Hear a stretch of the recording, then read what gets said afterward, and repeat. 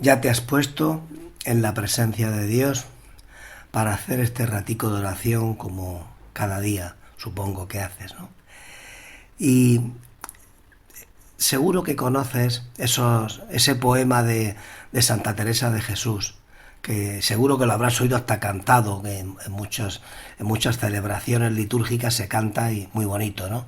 El nada te turbe, nada te espante, todo se pasa, Dios no se muda, la paciencia todo lo alcanza, quien a Dios tiene, nada le falta, solo Dios basta. Y por eso he querido titular esta meditación con ese verso, ¿no? Quien a Dios tiene, nada le falta. Porque quiero que hoy hables con el Señor en tu oración, yo quiero ayudarte, que hables un poco a ver cómo vives la virtud de la pobreza. La pobreza es una virtud y por lo tanto pues hemos de vivirla todos. Tengamos más o menos bienes. O sea, no solo tienen que vivir la pobreza los que tienen muchos bienes, sino todos. Seamos más ricos o menos ricos o más pobres. Fíjate que es la primera de las bienaventuranzas que hace el Señor allí en el Sermón de la Montaña. Bienaventurados los pobres del espíritu, porque de ellos es el reino de los cielos. Y como siempre, cuando nos tenemos que examinar de alguna virtud o de algún aspecto de la vida cristiana, siempre nuestra referencia tiene que ser a Cristo, al Señor. Fijémonos en Él. Fíjate que el Señor nace ya, desde el nacimiento está pobre. No tiene ni un lugar para nacer. Tiene que nacer allí en una cueva y en el mejor lugar que le encontraron, que pudo encontrar San José para que naciera Jesús. Y luego el Señor llevó una vida ordinaria muy normal, ¿no? Pues como uno más de su época. Vestía bien, ya se encargaría su madre, la Virgen, de que vistiera bien su hijo. No iba a dejar a su hijo que fuera por ahí de cualquier manera, como ninguna madre lo hace, ¿no? Y tenía amigos, comía con gente que le invitaba, iba a unas bodas. Es decir, el Señor llevó una vida sencilla y normal. Podríamos decir una vida pobre, porque la de la mayoría de los habitantes de allí de Nazaret, pues eran pobres. Y es que nosotros tenemos que darnos cuenta de que los bienes materiales tienen un sentido instrumental, o sea, son algo bueno, querido positivamente por Dios, pero tenemos el peligro de invertir el orden.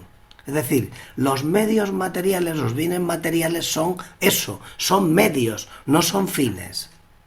No hemos nacido, ni nuestro fin en la vida es tener bienes, sino que los bienes nos ayudan en nuestra vida. Por eso no podemos perder de vista que el primer mandamiento es amar a Dios. O sea que ese es el objetivo de nuestra vida, amar a Dios y al prójimo, no tener bienes materiales. Los bienes son un medio para vivir. Yo necesito unos bienes para poder vivir en el mundo. Nosotros no despreciamos los bienes materiales, pero seguimos ese consejo que el Señor nos dio en el Evangelio, ¿no? Buscad primero el reino de Dios y su justicia, y lo demás se os dará por añadidura. Cuanto mayor es el desprendimiento nuestro de los bienes materiales, mayor es la capacidad de querer a Dios y a los demás. Por eso la pobreza, ese esfuerzo por vivir la pobreza, es una condición necesaria para seguir a Cristo. Buscamos activamente, ¿no?, el desprendimiento, renunciamos positivamente y con alegría a todo aquello que, aun siendo bueno en sí mismo, nos pueda enturbiar la visión de Dios. Y por eso decimos con frecuencia esa ejaculatoria que yo te recomiendo que la digas de vez en cuando, ¿no? Aparta, Señor, de mí lo que me aparte de ti. Me contaba una vez una persona que cuando iba por la calle, por las grandes calles de las ciudades, ¿no?, que vas todo pasando por tiendas, esos bonitos, atractivos escaparates, que con frecuencia le decía al Señor: Señor, gracias por tantas cosas que no necesito. Es una buena... en vez de ir... Más que ir embelesado en la cantidad de cosas que tienen las tiendas, pues hay que ir un poco así. Dice, bueno, Señor, pues mira, que no necesito nada de esto que estoy viendo, ¿no? Pues muy bonito que sea. El Papa Francisco, en su encíclica Laudato Si, denuncia pues esta lógica del mercado que crea un mecanismo consumista, compulsivo, para colocar los productos, ¿no? Todos esos anuncios que nos animan a comprar, ¿no? Y sigue diciendo el Papa que las personas terminan sumergidas en la vorágine de las compras y los gastos innecesarios. Podemos pensar antes de comprar, ¿no? Antes de comprar algo, pensar, ¿lo necesito? ¿Necesito yo eso que se me ha ocurrido comprar? Si no lo necesito y lo compro, entonces, ¿qué estoy haciendo? Pues dándome un capricho. ¿Y qué ocurre? Que los caprichos continuos pueden convertirse ya en una adicción. Y ya estamos hablando de una enfermedad. O sea que hay que llevar mucho cuidado con esto, ¿no? La pobreza también es cuidar las cosas que tenemos, el vestido, la casa, el coche, no sé, pero, por ejemplo, unos zapatos que uno los cuide bien, que les ponga crema con frecuencia, los limpie, pues unos zapatos bien lustrados pueden durar mucho más, ¿eh? Y así con tantas cosas que utilizamos. Y luego, como estamos en medio del mundo, pues no esperes que todo el mundo te aplauda si procuras vivir desprendido, ¿no?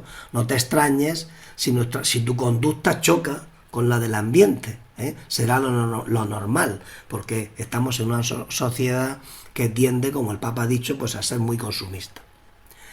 No sé, habrás oído hablar de Alejandro Magno, me imagino, ¿no? Pues aunque tuvo como todos, pues hemos tenido nuestros defectos en la vida, pero él era un hombre desprendido, ¿no?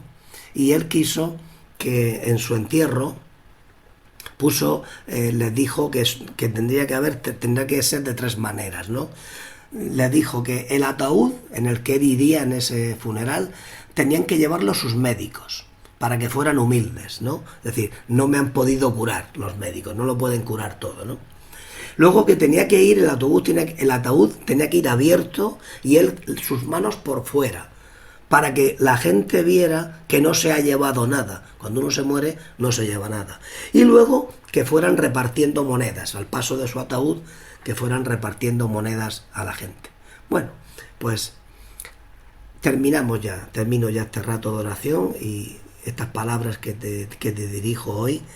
Y tenemos que pensar que la pobreza y el desprendimiento son necesarios para ser un buen cristiano.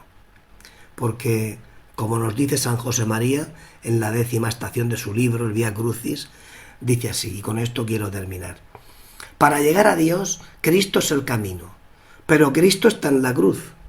Y para subir a la cruz hay que tener el corazón libre, desasido de las cosas de la vida.